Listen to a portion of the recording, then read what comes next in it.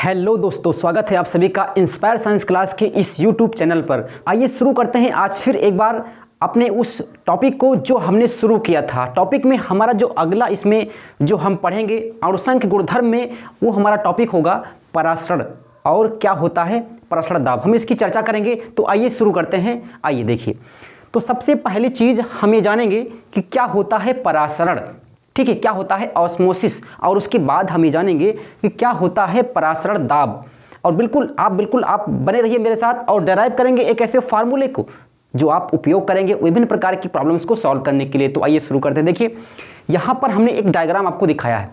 यहाँ ये देखिए, हमने यहाँ पे एक थीसल कीप में हमने एक बिलेन को ले रखा है। क्या लिया है हमने? यहाँ पे हमने इस थीसल कीप में एक बिलेन को लिया है। ये बात क्लियर हुई।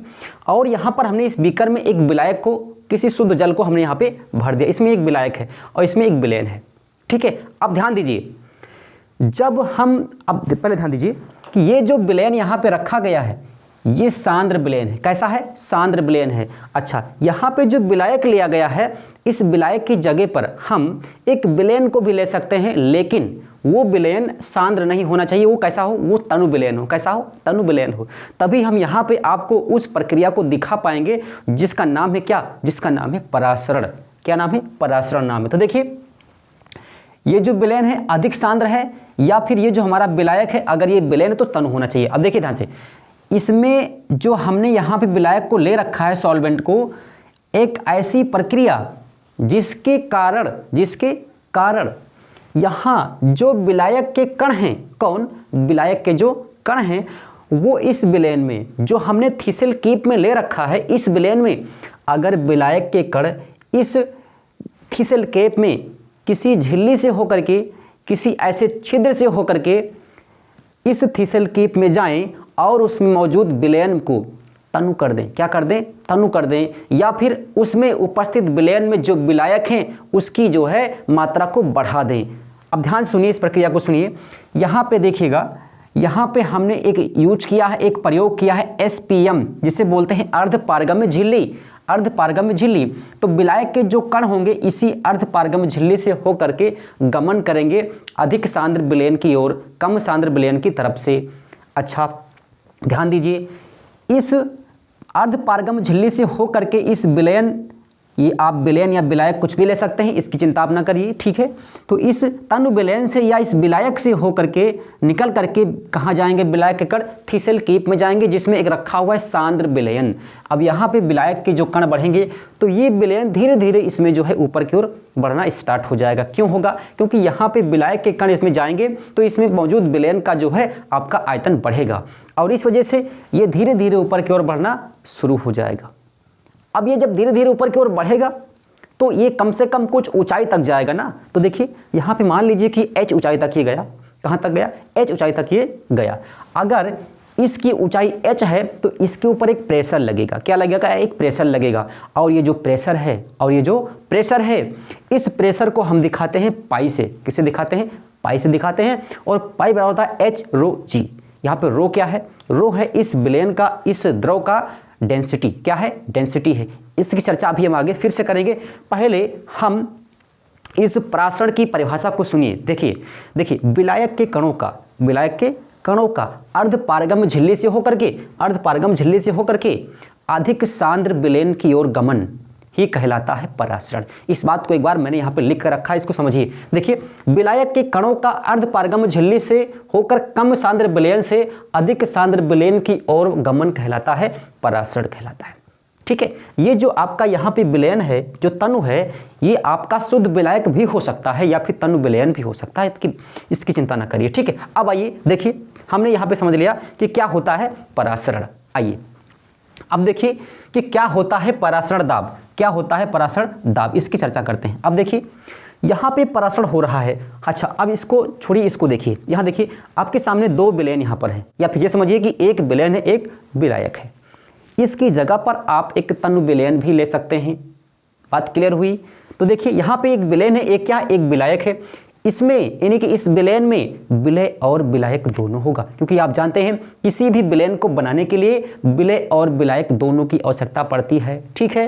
तो देखिए यहाँ पे जो विलयन है और यहाँ पे जो विलायक है, दोनों को अगर आप ध्यान से देखेंगे तो यहाँ पे विलय की मात्रा तो ज़्यादा है और यहाँ पे विलय है ही नहीं, बिल्कुल भी नहीं है। तो विलायक के कण क्या होंगे, यहाँ पे देखिए ये जो है ये SPM है, सेमी परमेबल मेम्ब्रेन, यानी कि अर्ध पारगम्य झिल्ली। तो देखिए यहाँ से विलायक के कण इस SPM से होकर कहाँ आएंगे, इधर आएंगे, किधर आएंगे, विलयन की तरफ आएंगे, क्योंकि ये विलयन है और ये सांद्र होगा। कैसा होगा, सांद्र होगा। यहाँ पर विलय की मात्रा जो है आपकी जो है ज़्यादा है, यहाँ पे है ही नहीं। या मान लीजिए अगर आपने तनु विलयन लिया है तो कम होगी, क्या होगी, कम होगी। इस वजह से विलायक के कण कम सांद्र विलयन से अधिक सांद्र विलयन की तरफ जाएंगे, या फिर विलायक के कण विलायक से कहाँ जाएंगे, विलयन की तरफ जाएंगे। ये बात क्लियर हुई। तो जब ये इस तरफ जा रहे हैं, जब इस तरफ जा रहे हैं, तो अब देखिए इस विलयन पर अगर हम एक दाब लगाएं, क्या लगाएं, एक दाब लगाएं। देखिए ध्यान से देखिए, यहाँ पर एक पिस्टन लगा हुआ है, यहाँ पर एक पिस्टन लगा हुआ है, ये पिस्टन है, ठीक है, ये आपका क्या है, पिस्टन है, ये पिस्टन है, ये भी आपका पिस्टन है, ठीक है। ये बात क्लियर हुई। तो देखिए यहाँ पर जाकर एक प्रेशर लगा दें, क्या लगा दें, एक प्रेशर। अच्छा, एक प्रेशर तो ऑटोमेटिक लग ही रहा है, वो प्रेशर कौन सा है, वो है इन्वायरमेंटल प्रेशर। बस समझ आई, वायुमंडलीय दाब तो एक लग ही रहा है, लेकिन अगर हम एक्स्ट्रा एक प्रेशर और लगा दें तो यहाँ से जब हम प्रेशर लगाएंगे तो ये विलयन नीचे की तरफ दबेगा, और जब दबेगा तो जो विलायक इधर आ रहा था ना वो रुक जाएगा। बस समझिए, हम यहाँ पर एक दाब लगाएंगे, अगर इस विलयन की तरफ, उधर नहीं लगाएंगे, इधर लगाएंगे, ऐसा इतना दाब लगाएं कि ये जो प्रक्रिया हो रही है ना प्रसरण की, ये रुक जाए, ये रुक जाए।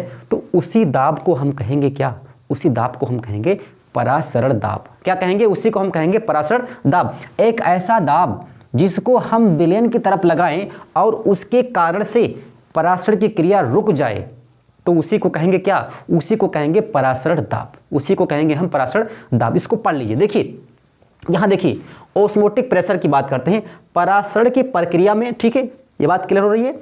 जब विलयन की तरफ एक बाह्य दाब लगाया जाता है, यहाँ पे देखिएगा P वायु यहाँ भी है, P वायु यहाँ भी है, यानी कि दोनों तरफ एक दाब तो कॉमन है, और वो कौन सा है, वो है वायुमंडलीय दाब। लेकिन यहाँ पे एक एक्स्ट्रा दाब लगाया गया है पाई, ठीक है, पाई क्या है, एक दाब है जो हमने यहाँ से बाह्य दाब इस पे लगाया है। तो देखिए विलयन की तरफ एक बाह्य दाब लगाया जाता है, तब परासरण की जो प्रक्रिया है रुक जाती है, ठीक है, रुक जाती है। ये दाब जो परासरण की क्रिया को रोक देता है क्या कहलाता है, परासरण दाब कहलाता है। क्या कहलाता है, परासरण दाब कहलाता है। बात क्लियर हुई, ठीक है। अच्छा यही समझिए। अब इसके हम एक फार्मूले को भी डेराइव कर लेते हैं। देखिए हम इसकी बात करते हैं। देखिए ध्यान से देखिएगा, देखिए ध्यान से देखिए, चलिए ध्यान से देखिए, इस चीज़ को देखिएगा, ध्यान से देखिए। अच्छा, ये जो दाब हम इस पर लगा रहे हैं, जो इस पर हम दाब लगा रहे हैं, तो जो इसमें जो विलयन हमने डाल रखा है, जो हमने इस पर विलयन, इसमें इस बीकर में जो हमने इसमें विलयन आपको दिखाया है, इस विलयन की कुछ ना कुछ क्या होगी, कुछ ना कुछ की मोलरता होगी। क्या होगी, मोलरता होगी। और जब हम ये प्रक्रिया कर रहे होंगे उस वक्त इस विलयन का कुछ ना कुछ टेम्परेचर होगा। क्या होगा, टेम्परेचर होगा। तो जो ये हमारा यहाँ पे प्रेशर जो हम लगा रहे हैं, ये दो बातों पे डिपेंड करेगा। वो दो बातें कौन सी हैं, मान लीजिए आप यहाँ पे लगा करके इसको बिल्कुल गर्म कर रहे हैं, गर्म करेंगे तो ये जो प्रेशर है हमको ज़्यादा लगाना पड़ेगा, बिल्कुल, क्योंकि गर्म करने पर मॉलिक्यूल्स भागते हैं और एक अंदर से प्रेशर निकलता है जो कि आपके जो प्रेशर लगाया आपने उसका विरोध करेगा। इस वजह से हम प्रेशर को और अधिक लगाएंगे, ठीक है। तो इसका मतलब हुआ कि ये जो प्रेशर है ये दो बातों पे डिपेंड करेगा। पहला तो ये है कि ये जो यहाँ से आपकी इसमें जो टेम्परेचर है उस पर डिपेंड करेगा। दूसरी चीज़ इस विलयन की सांद्रता यानी कि मोलरता पे भी डिपेंड करेगा। तो दो चीज़ें देखिएगा,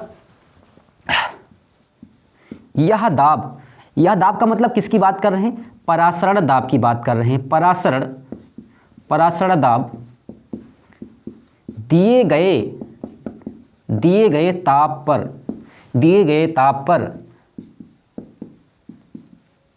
विलयन की सांद्रता, और सांद्रता की बात करें तो ये मोलरता की बात करेंगे। किसकी बात करेंगे, मोलरता की बात करेंगे। मोलरता के समानुपाती होता है। कैसा होता है, समानुपाती होता है, समानुपाती होता है, ठीक है। ये बात क्लियर हुई। इस चीज़ को ध्यान रखिए, कई बार ये पूछा गया है एग्जाम में, कई बार ये आया है, यहाँ से सवाल बताते हैं। तो देखिए यहाँ से जो परासरण दाब है, परासरण दाब है वो हमारा क्या है, वो हमारा है पाई। देखिए ध्यान से, ये पाई है, ठीक है, पाई है। पाई बराबर क्या हो जाएगा, अच्छा पहले ये समझिए कि जो हमारा पराशर दाब पाई है ये प्रोपोर्शनल किसके होगा, टेम्परेचर के भी होगा, इक्वेशन नंबर 1। और यही हमारा प्रोपोर्शनल होगा सी के, और सी यहाँ पे क्या है हमारा, ये सी हमारा जो है, यहाँ समझिएगा, अभी लिखते हैं इसको, देखिएगा। अच्छा ये अगर दोनों को साथ लिखें तो proportional to C into T होगा, और अगर ये साइन हटे तो पाई बराबर होता है सी। अच्छा यहाँ पे ये साइन के स्थान पे होता है आर, और ये सी इंटू टी होगा। इसको जब साथ में लिखते हैं तो pi equal to C R T होता है। क्या होता है, सी आर टी होता है। ध्यान दीजिए, किताबों में आप इसको इतना भी लिख सकते हैं कि pi equal to C R T, जहाँ पे आर क्या है समझिएगा, दोनों चीज़ समझिए, इसको इधर समझिएगा, यहाँ समझ लीजिए, इधर देखिए, जहाँ सी क्या है, सी है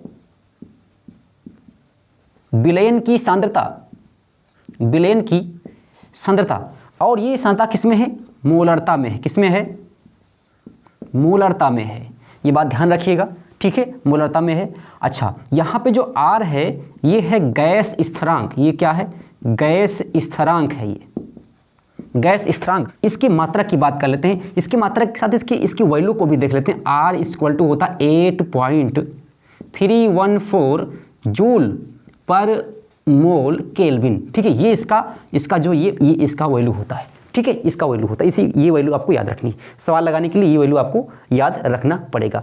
अच्छा यहाँ पे हमने आर की बात कर ली, सी की बात कर ली, और हमने एक फार्मूले को ड्राइव कर लिया। इस फार्मूले को और हम एलोबरेट कर सकते हैं, देखिएगा, इसको देखिए ध्यान से, देखिए पाई इक्वल टू है आपके पास में, इधर दिखाई नहीं देगा, इधर देखिए स्क्रीन टच पास,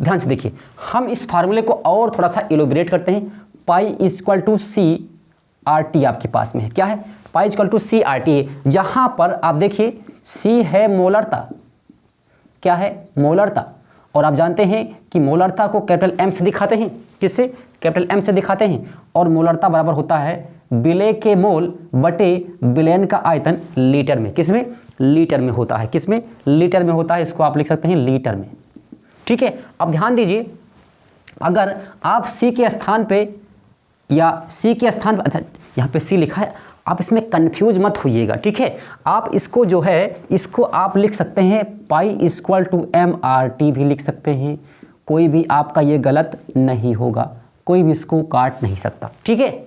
एम आर टी इसको भी लिख सकते हैं, कई किताबों में एम आर टी लिखा भी है, ठीक है। तो देखिए सी और एम दोनों एक ही चीज़ है, तो देखिए एम या सी के स्थान पर हम रखेंगे तो आपको प्राप्त होगा पाई इक्वल टू N2 अपान, ये N2 है, N2 अपान B, और साथ में क्या प्राप्त होगा, R इंटू टी। तो आप पाई को B के साथ लिख सकते हैं, देखिए ऐसे, pi into B equal to आपका होगा N2, क्या होगा, N2 RT। एक फार्मूला आपको ये भी आपको प्राप्त हो जाएगा, ठीक है, बात समझ में आई। अब आगे देखिए, आगे देखिए, यहाँ पे जो N2 है ये विलय के मोल हैं, क्या है, ये विलय के मोल हैं, और किसी भी पदार्थ का मोल निकालने के लिए उस पदार्थ के भार और उसी पदार्थ के अणुभार से आपको डिवाइड करना होता है। तो देखिए अगर हम इसके मोल की बात करें तो N2 बराबर N2 यानी विलय का भार क्या होगा, W2, और इसके अणुभार की बात करें तो वो क्या होगा, M2 होगा, क्या होगा, M2 होगा। तो आप N2 के स्थान पे इस वैल्यू को भी रख सकते हैं।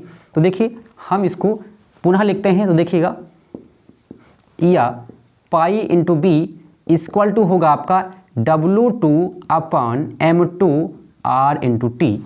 अब जनरली होता क्या है, क्योंकि आप ये पढ़ रहे हैं कॉलिगेटिव प्रॉपर्टी का अगला पार्ट, तो हमने आपको बता रखा है कि चाहे ऑस्मोटिक प्रेशर हो, चाहे वाष्प दाब का अपेक्षिक अवनमन हो, चाहे हिमांक में अवनमन हो, चाहे क्वथनांक में उन्नयन हो, इन सभी में विलय के अणुभार को ज्ञात करना होता है या फिर उनकी संख्या को ज्ञात करना होता है। संख्या को ज्ञात करने के लिए हम उसको कैसे ज्ञात करेंगे उसके लिए हम नेक्स्ट वीडियो में देखेंगे, लेकिन आज हम यहाँ पर इसको देखने वाले हैं। तो देखिए यहाँ से अगर हम M2 ज्ञात करना चाहें, क्या ज्ञात करना चाहें, M2, तो आप देखिए M2 बराबर क्या होगा, पाई बी को आप यहाँ ले सकते हैं, तो W2RT और नीचे क्या आएगा, पाई इंटू बी आएगा। ठीक है, पाई इंटू बी आएगा। ये बात क्लियर हुई। तो देखिए आपको ये फॉर्मूला आपको फाइनली प्राप्त हुआ, लेकिन इसको और भी आगे आप लिख सकते हैं। कैसे लिख सकते हैं, देखिए आप जानते हैं कि डेंसिटी, क्या डेंसिटी यानी कि किसी पदार्थ का जो घनत्व होता है, डेंसिटी, वो किसके बराबर होता है, आप जानते हैं उस पदार्थ के भार बटे आयतन के बराबर होता है। घनत्व बराबर द्रव्यमान बटे आयतन होता है, ये आपको पता होगा। तो डेंसिटी बराबर, यानी कि डेंसिटी बराबर होता है द्रव्यमान यानी कि मास बटे उसका वॉल्यूम। तो क्या यहाँ पे है, देखिए W2/B ये आपका डेंसिटी बन सकता है कि नहीं बन सकता, आप जरा बताइए। तो इस तरह से अगर आप चाहें तो डेंसिटी की फॉर्म में इस फॉर्मूले को आप फिर से लिख सकते हैं। ठीक है, तो इस तरह से आपको यहाँ से नया फार्मूला आपको प्राप्त हो जाएगा। इसी फार्मूले का उपयोग करके बहुत सारी प्रॉब्लम्स को सॉल्व किया जाता है, एग्जाम में सवाल यहाँ से आते हैं। तो आइए नेक्स्ट देखिए, हम बात करेंगे विपरीत या प्रतिलोम परासरण की बात करेंगे। कई बार ये आता है एग्जाम में, कहता है कि टिप्पणी लिखिए इस पे। ठीक है, ये जो आप जो पढ़ रहे हैं परासरण दाब या ऑस्मोटिक प्रेशर या प्रतिलोम या विपरीत परासरण, इन सब पे टिप्पणी लिखने के लिए आता है। 2 नंबर में, 1 नंबर में, 1.5 नंबर में से आता है। ठीक है, और न्यूमेरिकल से भी आते हैं। तो आइए इस पर चर्चा करते हैं। देखिए विपरीत परासरण या प्रतिलोम परासरण ये क्या चीज़ है, ये क्या चीज़ है। तो देखिए बिल्कुल आसान है, बिल्कुल आसान है। देखिए हमने कहा कि आप विलयन की तरफ एक ऐसा दाब लगाएं जिससे कि ये जो प्रक्रिया है, कौन सी प्रक्रिया, परासरण की प्रक्रिया रुक जाए, तो वो कहलाएगा क्या, वो कहलाएगा परासरण दाब। क्या कहलाएगा, परासरण दाब कहलाएगा। लेकिन अगर हम दाब को इतना ज़्यादा बढ़ा दें, इतना ज़्यादा दाब कर दें कि रुकने की बजाय विलयन की तरफ से विलायक के जो कण हैं वो निकल कर विलायक की तरफ जाने लगे। देखिए ध्यान सुनिएगा, इंटरेस्टिंग है ये। इतना दाब लगा दें कि आपका परासरण दाब से भी अधिक हो जाए, और यहाँ पर जो विलय के या विलायक के जो भी कण हैं, जनरली विलायक की बात करें, किसकी बात करें, विलायक की, कुछ मात्रा में विलय जाता है लेकिन उसको इग्नोर करते हैं। तो इतना दाब लगा दें कि जो इस विलयन में विलायक के कण हैं वो SPM से बाहर निकल जाएं और कहाँ पहुँच जाएं, उस तरफ पहुँच जाएंगे जिधर विलायक मौजूद है। तो यहाँ पर जो प्रक्रिया होगी उसे कहेंगे क्या, विपरीत या प्रतिलोम परासरण, रिवर्स ऑस्मोसिस कहेंगे। अच्छा, इसका बहुत ही ज़्यादा आपका जो है महत्वपूर्ण उपयोग होता है आपके जो प्यूरीफायर्स होते हैं। कौन से प्यूरीफायर्स होते हैं, प्यूरीफायर्स में जो आपके घरों में पानी शुद्ध करने की मशीनें होती हैं, इलेक्ट्रिक मशीनें, उसमें यही जो आपका प्रतिलोम परासरण की जो प्रक्रिया है इसी पर वो बेस्ड होता है। ठीक है, तो एक बार इसको पढ़ते हैं, आइए देखते हैं क्या लिखा है। देखिए कह रहा है कि विलयन पर आरोपित किया गया दाब, ये देखो ये विलयन है और इस पर आरोपित किया गया एक ऐसा दाब परासरण दाब से अधिक हो जाए तब परासरण की क्रिया विपरीत हो जाती है। कहने का मतलब ये है कि परासरण हो रहा था इधर लेकिन होने लगा उस ओर, यानी कि विपरीत हो गया, रिवर्स हो गया।